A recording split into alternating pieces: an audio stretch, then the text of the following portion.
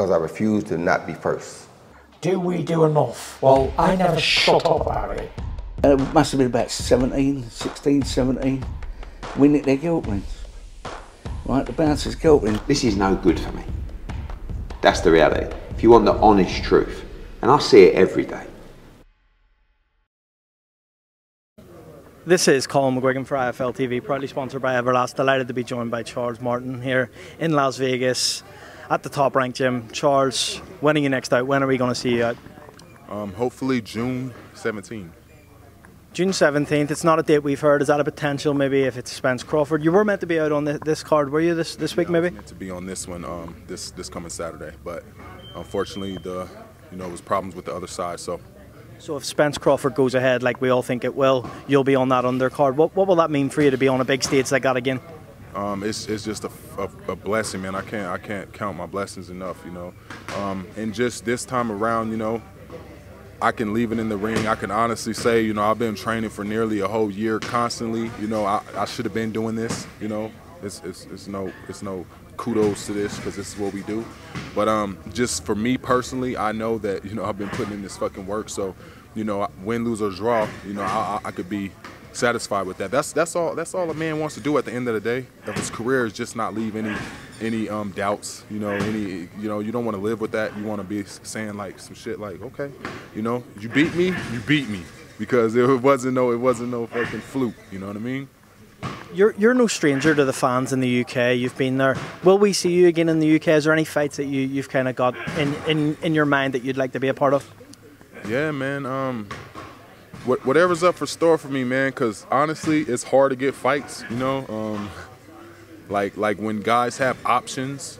In my era, these older guys that are my age that already been through the game and done fought.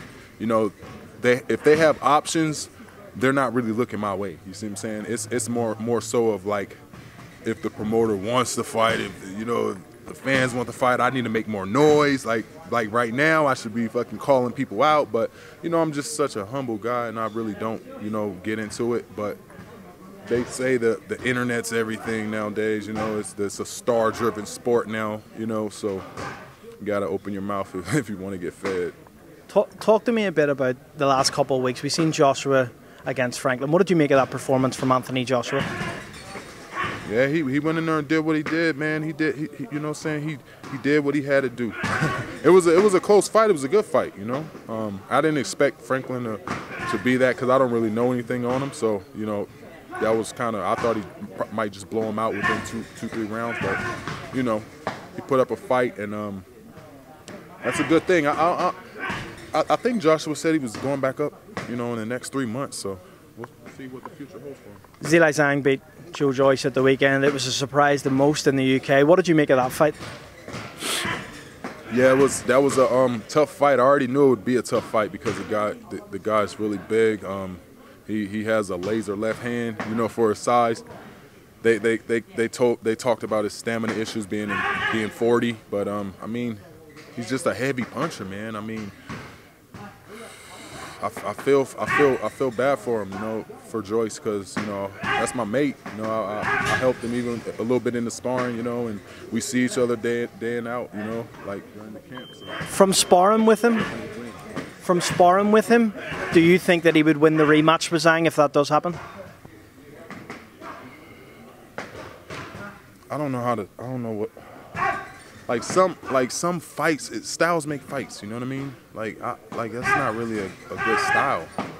Well, hypothetically speaking, you've sparred with Joyce, you've been in with Joshua. How do you think that would go if Joyce fought Joshua? That'd be a good fight.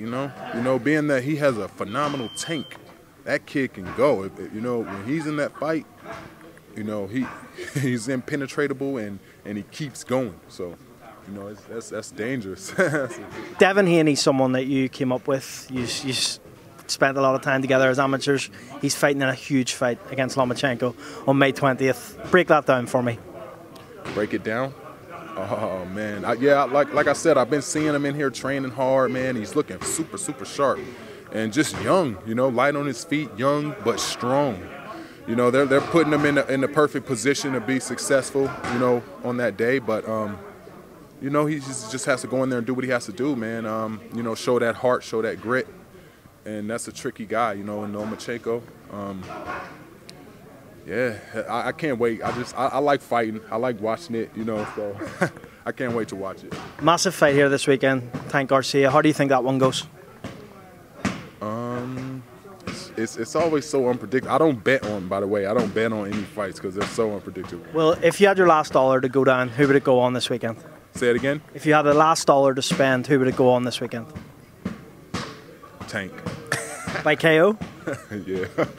All right, well, Charles, I try to make a little more money by pinpointing the win, not by TKO, not by you know decision. We'll give him the KO, man. If he's aggressive, he has to go out there and be aggressive though, because Ryan's a quick, snappy puncher. He's taller, you know. He's if he keeps that range on him, you know, it could be a hard night for Davis. Seriously, you know.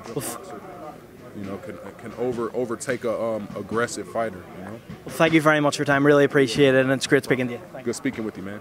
Because I refuse to not be first. Do we do enough? Well, I never shut up about it. It must have been about 16, 17. We nicked their guilt rings. Right, the bouncer's guilt ring. This is no good for me. That's the reality. If you want the honest truth, and I see it every day,